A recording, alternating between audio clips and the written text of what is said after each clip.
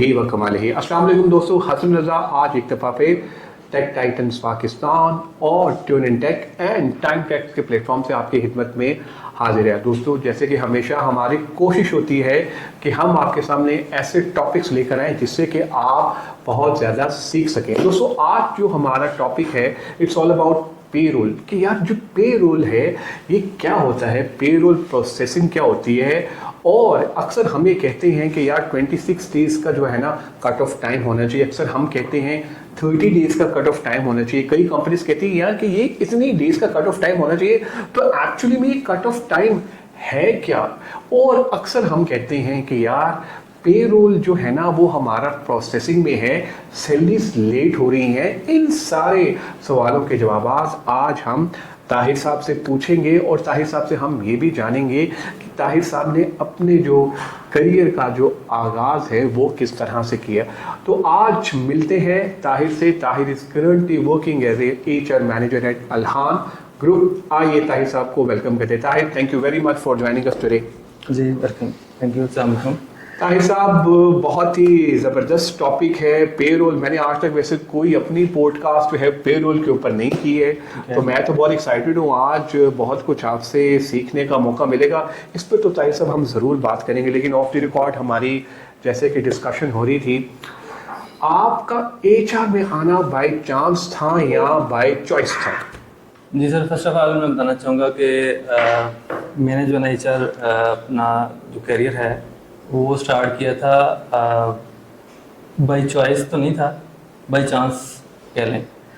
क्योंकि एक्चुअली मैं जो कि तलाश में था, तो मैं 2012 में जो है ना लाहौर विज़िट किया मैंने, और डिफरेंट कंपनी में मैंने अप्लाई किया। और जो फर्स्ट अपॉर्चुनिटी मुझे मिली वो फैसल बरवान, जो कि गवर्नमेंट फूड्स में थे, हेड HR थे, तो उन्होंने मुझे अपॉर्चुनिटी दी।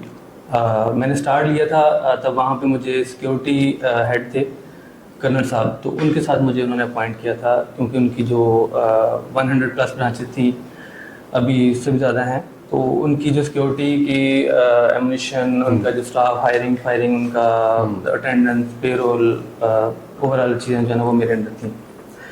उसके बाद थोड़ा टाइम गुजरने के बाद फिर उन्होंने मुझे प्रमोट किया।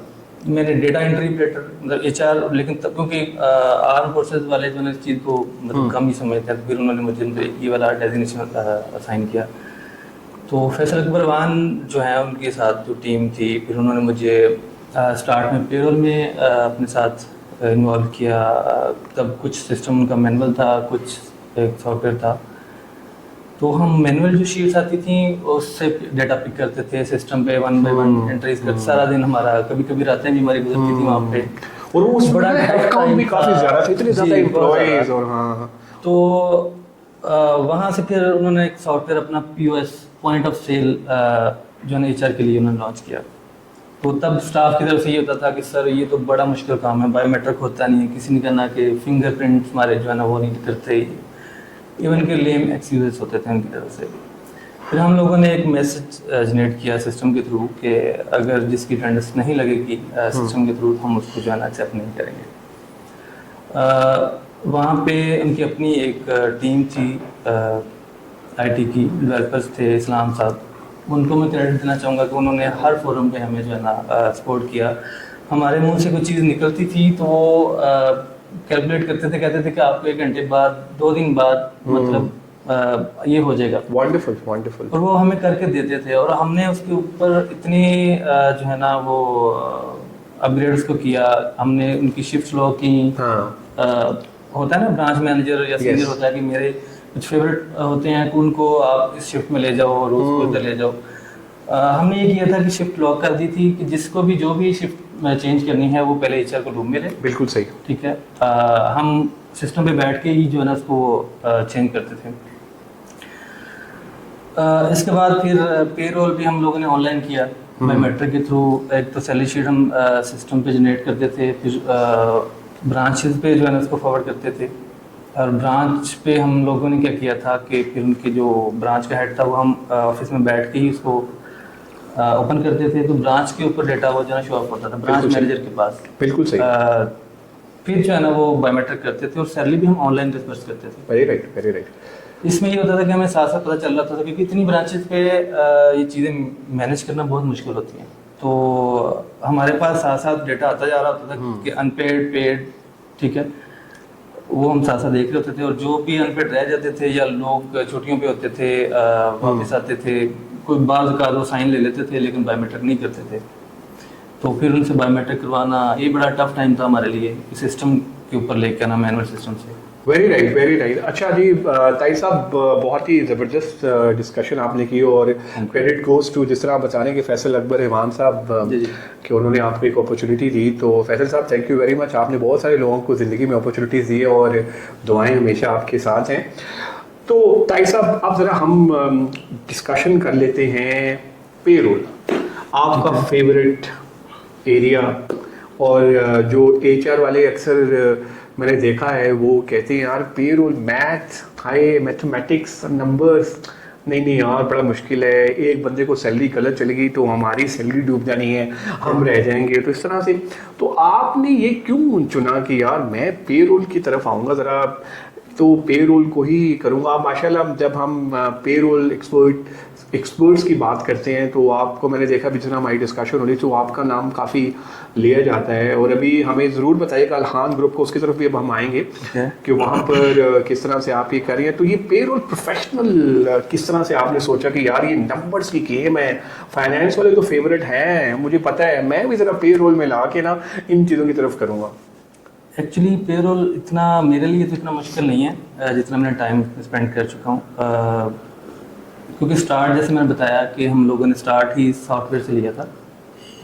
सॉफ्टवेयर से जो है काफ़ी हेल्प हो जाती है। मेन चीज़ होती है अटेंडेंस। अटेंडेंस अगर आपकी ऑनलाइन है उसमें मेन आपने करना क्या होता है कि लीव्स अगर किसी की मतलब अनपेड हैं या पेड हैं या स्पेशल लीव्स हैं, ठीक है, वहाँ पे आपको इशू आता है। कभी अप्रूवल पेंडिंग हो गई, कभी एट अ टाइम आपने पेरोल प्रोसेस कर लिया है, फाइनलाइज हो गया और आपको फिर मैसेज आता है कि सर वो मेरा तो कोई मेडिकल इशू था, so and so different types के इशूज आ जाते हैं। तो फिर हमें उसको रिवर्ट बैक करना पड़ता है रीप्रोसेस के लिए। रीप्रोसेसिंग करने के लिए फिर हम कोई ऐसी चीज़ आ जाती है कि यार किसी का जो ना वो ओवर टाइम लगाना था, ब्रांच वालों की तरफ से वो मिस हो गया, या मोस्टली सिस्टम पे किसी की अटेंडेंस नहीं लगी होती, किसी के फिंगरप्रिंट जैसे स्किन का इशू आ गया या कुछ इस तरह की चीज़ें आ जाती हैं। तो मेन अगर हमने अटेंडेंस को फाइनलाइज कर लिया, वहाँ पे इशू नहीं है, तो मेरा नहीं ख्याल कि सॉफ्टवेयर के ऊपर हमें कोई नंबर्स का कोई इशू आए। बिल्कुल सही।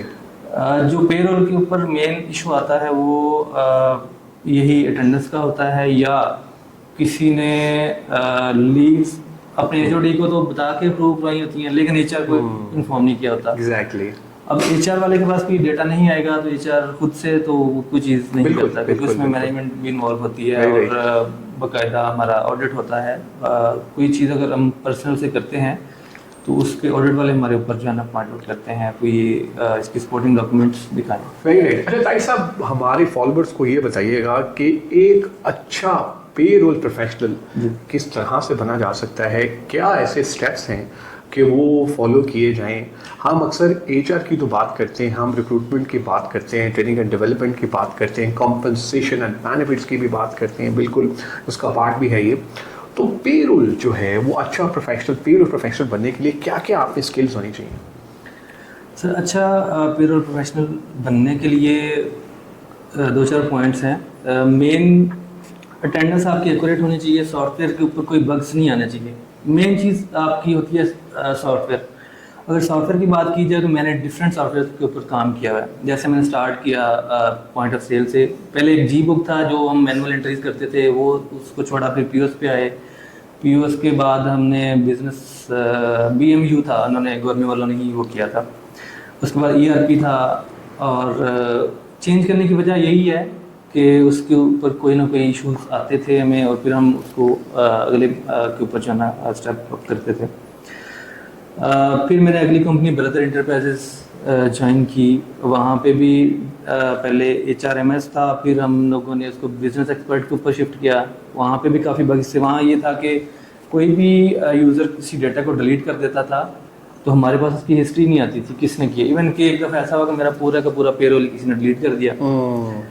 तो जब मैंने अच्छा, ये सिचुएशन आती भी कब है? जब पेरोल प्रोसेस होने लगता है और बिल्कुल, बंदा कहता है बिल्कुल, माय जी, जी। गॉड यार, अब मैं क्या करूं, कोई बैकअप नहीं है, कोई चीजें नहीं है, और थोड़ी देर के लिए परेशानी नहीं आ जाती कि यार ये क्या, कल तो हमने पेरोल प्रोसेस करना था और यार जी। आज ही डाटा ही हो गया। तो कैसे आपको लोग फॉलो करते हैं, इस सिचुएशन को कैसे हैंडल करें? उसमें में अगला स्टेप ये होता है कि हम सपोर्ट टीम को इन्वॉल्व करें कि सर ये देखें हमारा डेटा था, किसी यूजर ने ही ज़ाहिर है डिलीट किया ना, तो वो यूजर को भी पकड़े ना यार कि किसने किया, जो हमारे एचआर वाले वो नहीं कहते और कि नहीं नहीं उसी वो। पॉइंट में मैं आ हाँ, रहा हूँ कि मैंने सपोर्ट टीम से कांटेक्ट किया, उन्होंने काफ़ी कोशिश के बावजूद या तो वो खुद बताना नहीं चाह रहे थे, या जिस बंदे ने किया था, या जैसे भी हुआ, ये तो उनसे बेहतर कोई और नहीं जान सकता, लेकिन मुझे उनकी तरफ से सपोर्ट नहीं मिली। मैंने ज़ाहिर अपने जो ग्रुप हेड है जा थी मैम हिना गुलशहजाद, उनसे डिस्कस किया। फिर थोड़ा टाइम गुजरता गया, जैसे जैसे इश्यूज आते थे फिर उन्होंने भी मतलब शिफ्ट कर दिया सॉफ्टवेयर। टाइम ट्रैक्स की तरफ हम चले गए, वहाँ पे शाह साहब के साथ काफ़ी टाइम गुजरा उधर। स्टार्ट में मेरा इंट्रोडक्शन ये हुआ कि मेरे साथ ना टीम में 2 लोग इंडक्ट किए थे मैम ने, और जो एमडी साहब थे उनके साथ मेरा इंट्रोडक्शन इस तरह से हुआ कि सर ये ताहिर हैं, इनका एक्सपीरियंस काफ़ी ज़्यादा है और इसने टाइम ट्रैक्स तो यूज़ नहीं किया हुआ, लेकिन डिफरेंट सॉफ्टवेयर के ऊपर इसकी अच्छी ग्रिप है।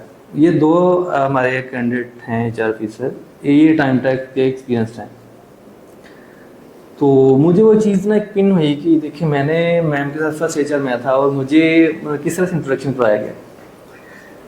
तो जब थोड़ा टाइम गुजरा तो शाह साहब के साथ मैं इन टच था और पॉइंट ऑफ कांटेक्ट भी मैं था। इवन कि वो एक 1-2 मंथ के बाद वो 2 बंदे जिनका इंट्रोडक्शन ये करवाया गया था कि ये बंदे जो है दोनों एक्सपर्ट हैं, और वो मेरे से आगे चीज़ें पूछा करते थे, ताई साहब ये बताइए कि यहाँ से कैसे होना है। तो मैं उनको क्लियरली कहा करता था कि देखें as a senior, as a colleague, ऐसा नहीं है कि आप मेरे से पूछते हैं और मुझे कोई फील होता है या अंदर कोई ऐसी चीज़, आप अगर पूछते हैं तो कोई चीज़ मेरे माइंड में नहीं होती। बिल्कुल, पूछने से ये होता है कि मुझे भी सीखने को मिलता Yes. है। मतलब अगर आप कोई क्वेश्चन करते हैं तो मैं इसके ऊपर वर्किंग करता हूँ, ठीक है। बात फिर आ जाती है कि अच्छा प्रोफेशननल पेरोल कैसे बना जाए, ठीक है। Very right. तो ये सारी चीज़ें माइंड में रखते हुए कि कहीं पे कोई डिलीशन ना हो, कोई डुप्लीकेशन ना हो जाए, जैसे किसी का लोन है, कोई एडवांसेस हैं, इन सारी चीज़ों के ऊपर आपकी ग्रिप होनी चाहिए। मेरे ख्याल है कि अटेंशन टू डिटेल्स हो कि यार हर चीज चेक की हो, डॉक्यूमेंट चेक किया हो, एनालिसिस उसके अच्छे हों कि वो एनालिसिस करे, क्योंकि पेरोल वाले आप होता है ऐसे, वो आफ्टर द सैलरी प्रोसेसिंग वो तो ऐसे एनालिसिस करते हैं, वो sales to payroll ratio.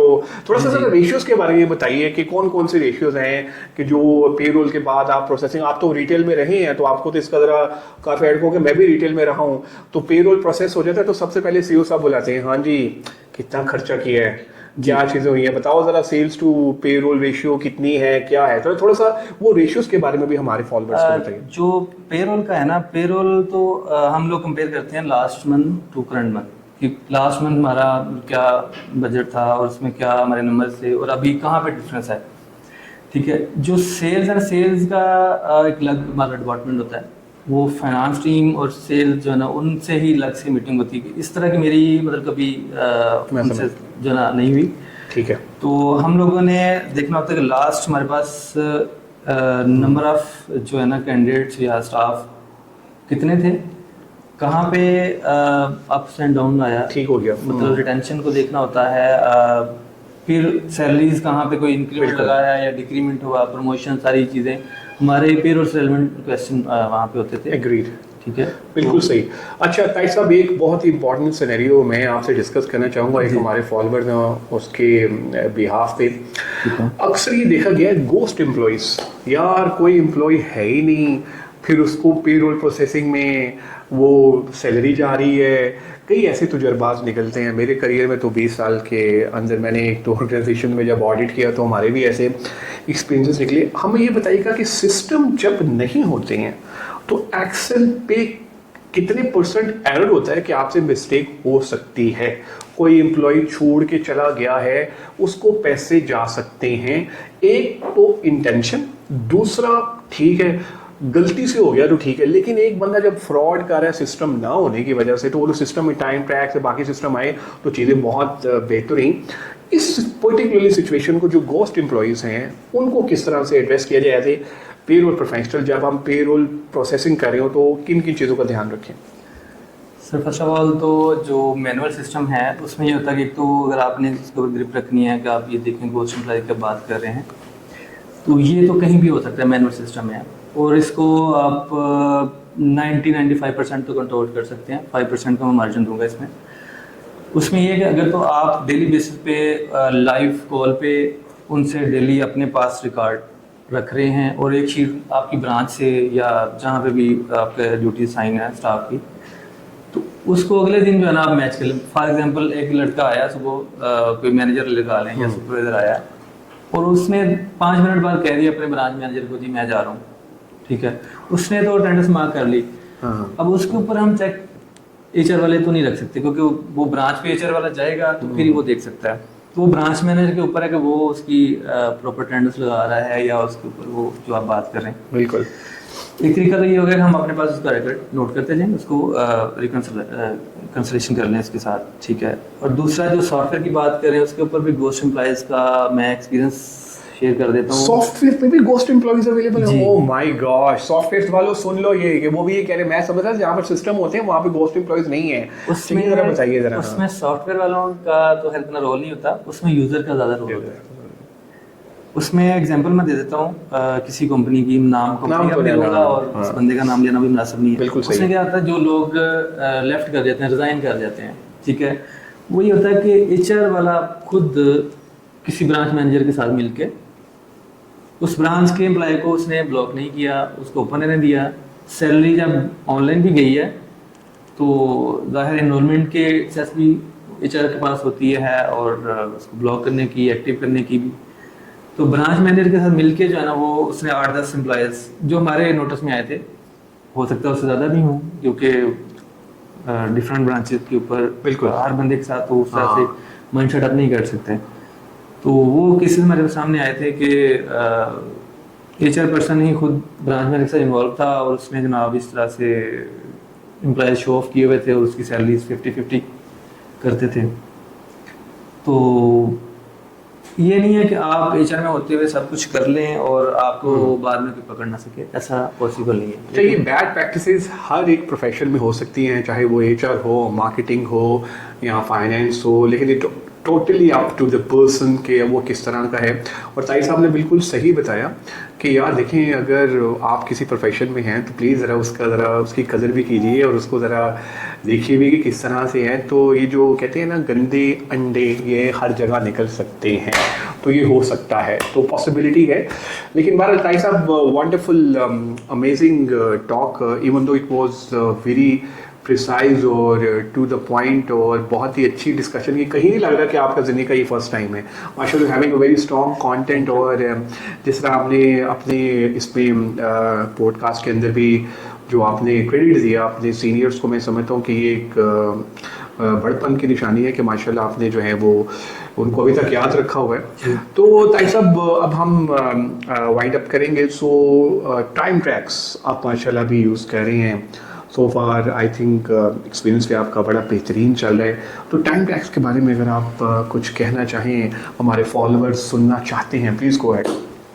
Sir time tracks जैसे मैंने पहले मेंशन किया कि मेरा फर्स्ट एक्सपीरियंस था और उस पर मेरा इंट्रोडक्शन उस तरह से हुआ कि वो मैंने फिर उसके ऊपर जो ऐसी ग्रिप बनाई, क्योंकि ये यूज़र फ्रेंडली भी है। इसमें हर टाइप्स की रिपोर्ट्स हैं जो कि एक एचआर को बीइंग एचआर चाहिए होती हैं, ठीक है। और एक कंपनी को टाइमली जो रिपोर्ट्स देना होता है, फॉर एग्जांपल ऐसे सॉफ्टवेयर भी हैं जिसके ऊपर रिपोर्ट्स तो होती हैं, लेकिन जो रिप्रेजेंट करना होता है हमने मैनेजिंग डायरेक्टर को या सीईओ को, तो वो टाइम टेकिंग होती है। मतलब पहले आप डेटा एक्सपोर्ट करो, इंपोर्ट करो, फिर आप एनालिसिस करें, फिर आप एक्सेल पे डाल लें, वो एक्सेल पे। तो यहाँ पर मेरा ख्याल है कि आपको एक पूरा प्रॉपर प्लेटफॉर्म मिल गया और विद इन सेकंड्स आप अपनी रिपोर्ट्स विद इन सेकंड हम जो है ना वो जो भी मतलब एक सेकंड में क्वेरी आती है फौरन हम लेके वो रिप्रेजेंट कर देते हैं कि जी ये sir. Great, credit goes to time tracks team, wonderful. और वहाँ पे भी मेरा एक्सपीरियंस अच्छा रहा, कोई 3 से 4 साल मैंने वहाँ यूज़ किया। उसके बाद मैंने जब अदर जॉब ज्वाइन की, वहाँ पे मैंने एक और सॉफ्टवेयर यूज़ किया, वहाँ पे मुझे इतना कोई ख़ास मज़ा नहीं आया। फिर मैंने अलखान ग्रुप ऑफ कंपनीज ज्वाइन की, वहाँ पे सॉफ्टवेयर तो था, मतलब मशीन के ऊपर मैनुअल अटेंडेंस ली जा रही थी, लेकिन एक सॉफ्टवेयर ऐसा था, उसका नेम मुनासिब नहीं रहना। हाँ हाँ ठीक है, बिल्कुल सही। तो वो जो मेरे से पहले एचआर थे जिसकी रिप्लेसमेंट पे मैं हायर हुआ, तो उनके मुताबिक कि ये जो सॉफ्टवेयर वाले हैं हमें चूरन बेच के चले गए हैं, पैसा ले लिया है और हमें जो है सपोर्ट नहीं कर रहे। और जब मैंने उसका देखा मतलब इंटरफेस, तो वो ऐसे ही था जैसे ZKT का एक आम सॉफ्टवेयर था, उसके अंदर उन्होंने अमेंडमेंट करके जो है ना वो किया हुआ था एक ZKT के सॉफ्टवेयर में, और उसमें कोई ज़मीन आसमान का फर्क सही। था। तो फिर आपने उसको रिप्लेस किया टाइम पैक्स के साथ? जी, मेरी MD साहब के साथ जब मीटिंग हुई तो उन्होंने कहा कि ये HR साहब सपोर्ट नहीं कर रहे, ये है वो है। तो मैंने सिंपली उनको बता दिया कि देखिए मुझे इनसे कोई गलती, ना मैं इनको जानता हूँ ना उनको जानता हूँ, लेकिन ये अगर लाइव कर भी देते हैं तो मेरे काम का नहीं है, ठीक है। उन्होंने उनको वाइंड अप करने का बोल दिया, फॉरन की इसको वाइंड अप करें। मुझे उन्होंने कहा कि जी आप रिकमेंड करें कि कौन सा कोई ऐसा सॉफ्टवेयर जो आप जिसके ऊपर सेटिस्फाइड हो और हमारे लिए भी ईजी हो। मैंने फिर उनको टाइम ट्रैक्स जो है ना रिकमेंड किया, और उसका जो एक्सपीरियंस था वो मैंने उनसे शेयर किया, और सारी चीज़ें जो है ना बताई। तो उन्होंने कहा कि अगर आप सेटिस्फाइड हैं तो हमें कोई ऑब्जेक्शन नहीं है, क्योंकि आपने यूज़ करना है और आपने सारा पेरोल प्रोसेस करना है, तो आप बिस्मिल्लाह करें, फिर उनसे बात करें। फिर मैंने इनको टाइम ट्रैक्स वालों को इरशाद साहब को टच किया, बिल्कुल सही। उन्होंने सेल्स टीम के साथ मेरा कॉन्टैक्ट करवा के फिर अभी इंशाल्लाह विद इन अ वीक मेरा यूज़र जो है ना वो क्रिएट कर देंगे। वंडरफुल। डेटा वगैरह हमारा रेडी है, वो इंशाल्लाह हम ग्रेट, स्टार्ट करने वाले हैं। वंडरफुल। साहिब साहब बहुत शुक्रिया आज आपका आने का, और बड़ा अच्छा लगा कि आप आज आए और आपने पॉडकास्ट में हमें ये पेरोल के बारे में बताया और सिस्टम्स कितने इंपॉर्टेंट होते हैं उसके बारे में आपने डिस्कशन की, और अपने एक्सपीरियंसेस भी आपने शेयर किए। तो मेरी रिक्वेस्ट ये होगी कि आप बिल्कुल बाकी भी जब अपॉर्चुनिटी मिले तो आप आते रहिए। फर्स्ट टाइम तो आपका हो गया है, तो अब second time, third time, fourth time अब वो भी होना चाहिए। इंशाल्लाह आपका नंबर मैंने सेव कर लिया है, इंशाल्लाह जब भी जरूरत पड़ेगी नंबर दिल में सेव कर लें बस, तो वहाँ पर